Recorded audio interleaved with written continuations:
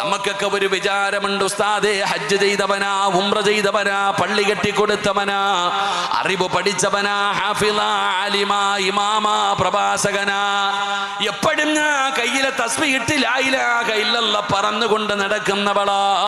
അതുകൊണ്ട് നമുക്കിത് പറയാൻ പറ്റുമെന്നൊരു ധാരണയുണ്ടോ പെങ്ങളെ? ഈ ദിക്റിന്റെ മഹത്വം എന്തെന്നറിയോ? ഈ ദിക്റിന്റെ മഹത്വം എന്തെന്നറിയോ?